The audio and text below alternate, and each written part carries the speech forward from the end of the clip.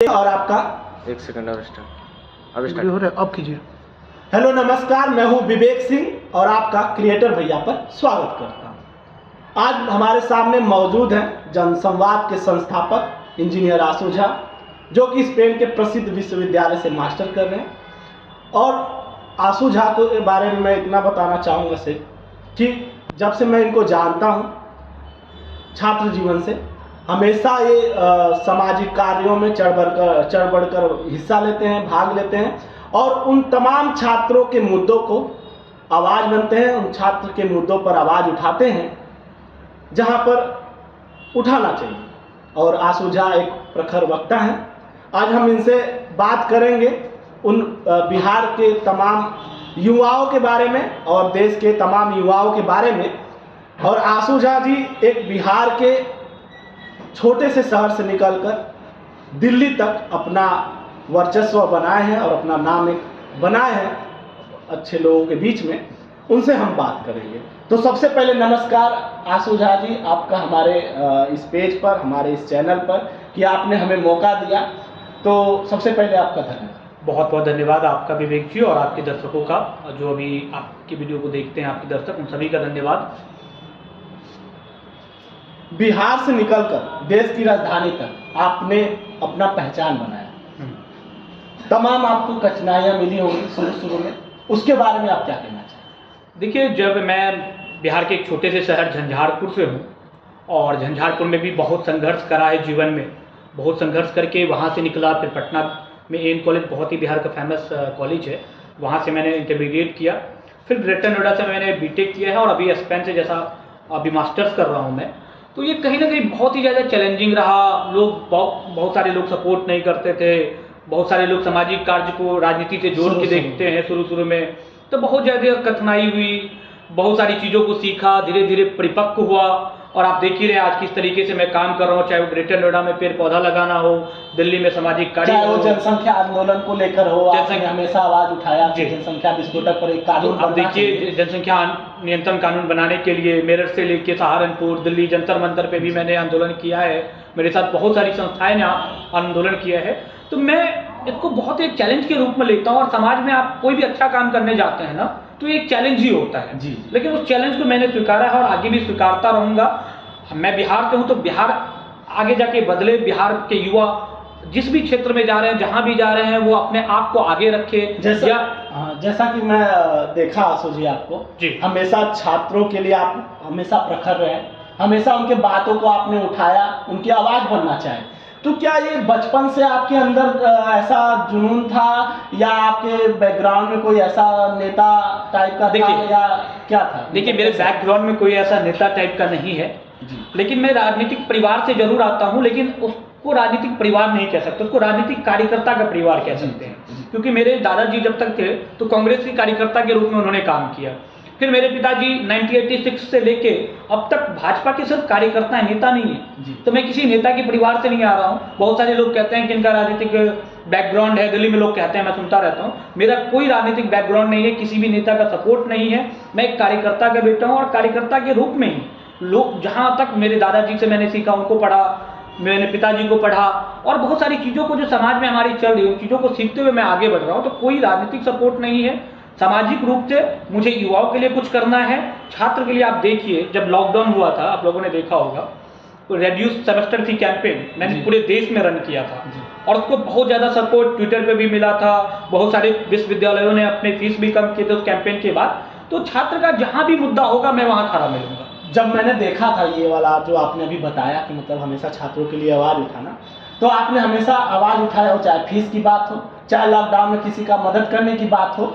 मैंने एक चीज़ और देखा था, आपने एक स्टार्टअप किया था जी, क्लिनिक करके ऐसा कुछ था। मुख्यमंत्री जी आए थे, केंद्रीय मंत्री, राइट, उन्होंने उसका उद्घाटन किया था। उसके बारे में आप थोड़ा सा मतलब विस्तृत जानकारी दीजिए। जब मैं कॉलेज के समय में था, जब मैं इंजीनियरिंग कर रहा था, तो मैं तीसरे साल में था अपने इंजीनियरिंग के। तो मैं मैकेनिकल से इंजीनियरिंग किया है मैंने। तो मैंने एक सीवेज क्लीनिंग मशीन है जो रोबोटिक्स बेंगलोर में बनाया गया था, बेंगलोर के कुछ छात्रों ने बनाया था और उसकी कीमत बहुत ही ज़्यादा थी, 40 से 50 लाख के आसपास था। तो हम लोगों ने, हमारे एक प्रोफेसर साहब हैं, उनके नेतृत्व में हम लोगों ने भी एक सीवेज क्लीनिंग मशीन, जो department of science and technology, government of India के द्वारा सपोर्टेड था, और बाद में हमने उसका प्रोटोटाइप भी बनाया और केंद्रीय मंत्री ने उसका उद्घाटन भी किया था। लेकिन बाद में कहीं ना कहीं वो स्टार्टअप हमारा सफल नहीं हो पाया। और ये जो सीवेज क्लीनिंग मशीन था ना, वो जो सीवर सफाई, आप देखते सीवर की सफाई करते जो डेली बेसिस पे लेबर होते हैं, तो उनके लिए मैंने ये बनाया था कि वो सीवर में घुस के गंदगी साफ कर रहे हैं, उससे अच्छा ये मशीन से हो, मैनुअल ना हो, मैकेनिकल रहे पूरे तरीके से। तो वो स्टार्टअप कहीं ना कहीं नहीं हो पाया, लेकिन आगे और भी स्टार्टअप पे काम कर रहा हूँ मैं। आगे आपको और भी बहुत चीज़ देखने को मिलेगा।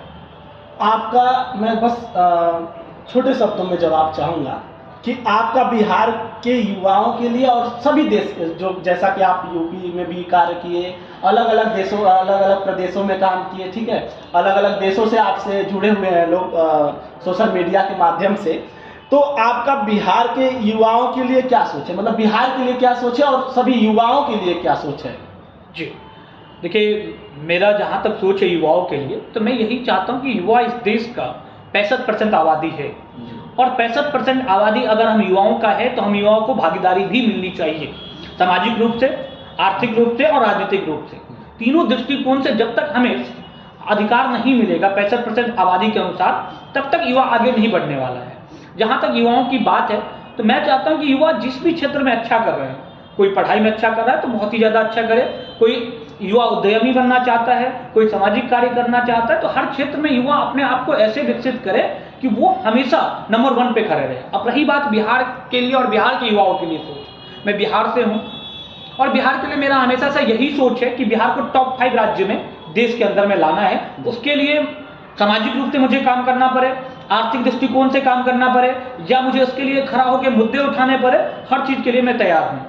मैंने देखा कल एक छोटा सा आपका क्लिप देखा, वीडियो, जब आप संविधान भवन में कुछ बोल रहे हैं ललित बाबू को लेके, तो आपने वहाँ पर एक टेक्निकल विश्वविद्यालय की मांग किया था जी कि टेक्निकल विश्वविद्यालय होना चाहिए, तो उस पर अपना थोड़ा सा संक्षिप्त। देखिए, बिहार जो आप देखिए, पहले पढ़ते आप लोगों ने पढ़ा होगा इतिहास में, बिहार पढ़ाई का गढ़ माना जाता था। नालंदा विश्वविद्यालय हो, तक्षशिला हो, जो भी हो, या तिलका मांझी यूनिवर्सिटी हो, बहुत सारी विश्वविद्यालय बिहार के अंदर में थी। और नालंदा विश्वविद्यालय तो जहाँ विदेश से लोग पढ़ने आते थे, आज वहीं बिहार के बच्चों को अपने प्रदेश से बाहर पढ़ने जाना पड़ता है, देश से बाहर पढ़ने जाना पड़ता है। तो मेरी यही सोच है कि जो भी सरकार है, मैं उनसे मांग करता हूँ कि बिहार में एक तकनीकी विश्वविद्यालय जिसमें मैनेजमेंट की पढ़ाई हो, जिसमें IIT पटना है, लेकिन IIT पटना में हर युवा नहीं पढ़ सकता है, तो एक तकनीकी विश्वविद्यालय जैसे उत्तर प्रदेश में doctor APJ Abdul Kalam technical university है, उसी तर्ज पे बिहार में भी एक तकनीकी विश्वविद्यालय ललित बाबू के नाम पे रखा जाए, क्योंकि ललित बाबू बिहार के बहुत बड़े शख्सियत थे, चाणक्य के रूप में हम लोग याद करते हैं।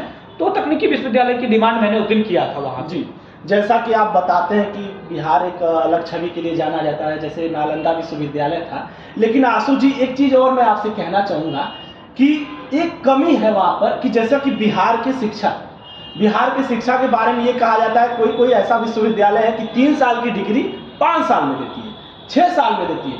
तो मैं ये पूछना चाहूँगा कि जब नालंदा विश्वविद्यालय, ऐसे विश्वविद्यालय थे बिहार में जो शिक्षा के गढ़ माने जाते हैं, तो आज उस बिहार को क्या हुआ है, उस पर आप अपना मतलब।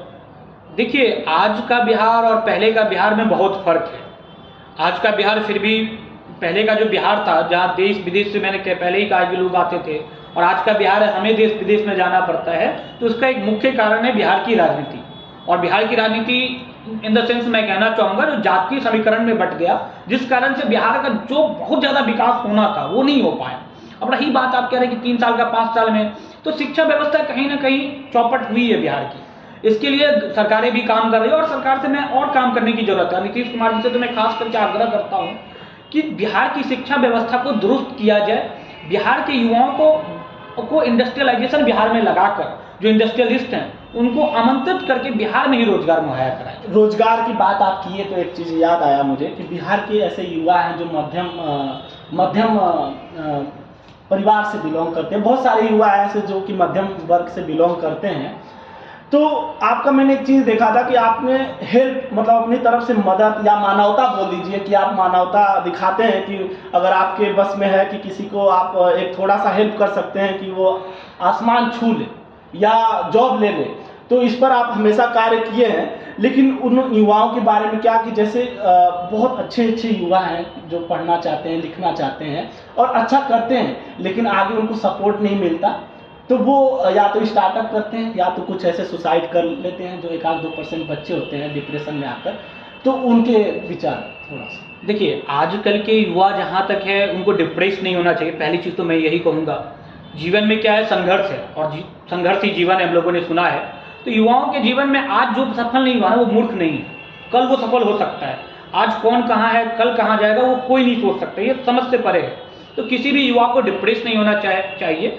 और रही बात युवाओं को सपोर्ट करने की, मुझसे मेरी जहाँ तक क्षमता है, आप देखते होंगे दिल्ली में कोई नौकरी के लिए या किसी भी चीज़ के लिए मुझसे अगर संपर्क करता है, मुझसे जहाँ तक संभव हो पाता है मैं करवाता हूँ। और मैं ऐसे युवाओं के लिए एक छोटा सा संदेश देना चाहूँगा कि आपकी भी अगर क्षमता है, बहुत सारे युवा बड़े बड़े पोस्ट में, बड़ी बड़ी कंपनियों में, मल्टीनेशनल कंपनी में है, लेकिन वो दूसरे युवाओं की मदद नहीं करता अपने यहाँ के। तो अगर आपके, चाहे उत्तर प्रदेश का हो, बिहार का कहीं का भी हो, वो अपने समाज के अगर लिए, आपके माध्यम से किसी की रोजगार लग सकती है, आपके माध्यम से किसी का स्टार्टअप अच्छा हो सकता है, आपके मदद करने से अगर वो आगे बढ़ सकता है जीवन में, तो उनको जरूर सपोर्ट करिए। और ऐसे लोग हैं जो सपोर्ट नहीं करते हैं, वो कहते हैं मेरा हो गया तो दूसरे से क्या मतलब है। ऐसे से समाज निर्माण नहीं होता है। समाज निर्माण के लिए सब लोगों को आगे आना पड़ेगा और सब लोगों को एक दूसरे का मदद करना होगा। जो बढ़ना चाहता है उसको पैर खींच के हमें पीछे नहीं करना है, हाथ खींच के आगे बढ़ाना है।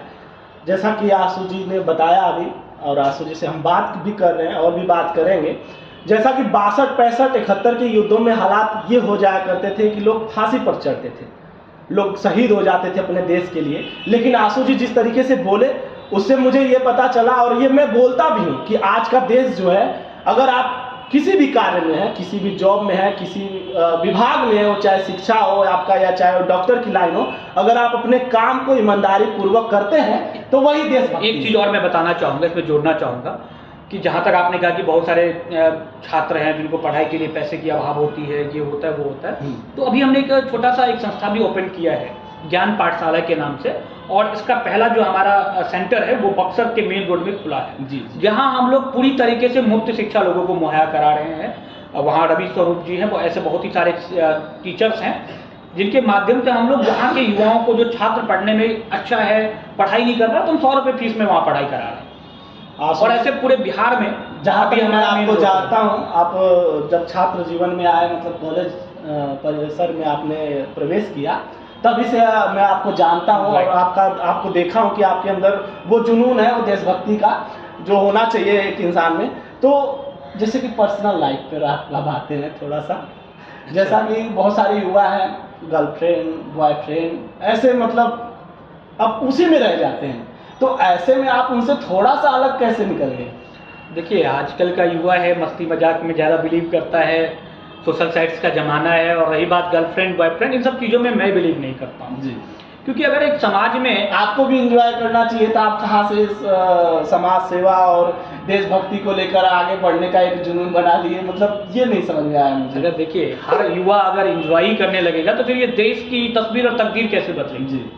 मेरे जैसा युवा, मेरी जहाँ तक सोच है, देखिए ये सब चीज़ों के लिए समय नहीं है हमारे पास। हमारे लिए हर युवा, हर युवती परिवार है जी। उनका विकास कैसे हो, उनके मुद्दों को लेकर कैसे खड़ा हुआ जाए, उनके मुद्दे को लेकर कैसे काम किया जाए, मैं इसमें बिलीव करता हूँ। ये मस्ती मजाक, बॉयफ्रेंड गर्लफ्रेंड, हाँ ठीक है, ये सब अपनी जगह है, ये सब पर्सनल लाइफ है लोगों का, प्रोफेशनल लाइफ अलग होता है, करते हैं, मैं इसमें टिप्पणी नहीं करना चाहूँगा। लेकिन हम जैसे युवाओं के लिए क्या है ना, पूरा देश ही परिवार है, और हर व्यक्ति, हर युवा युवती हमारे परिवार के लोग हैं। उनको अगर किसी भी प्रकार की समस्या होती है तो उनके लिए काम करना। और मेरा जहाँ तक मानना है ना, आग कहीं भी हो सीने में, सिर्फ मैं ये नहीं कहता कि जलनी चाहिए, धधकनी चाहिए जी। बिहार में कहावत है धधकनी चाहिए, तो वो आग मेरे सीने में हो, आपके सीने में हो, या किसी और युवा के सीने में, वो धधकनी चाहिए।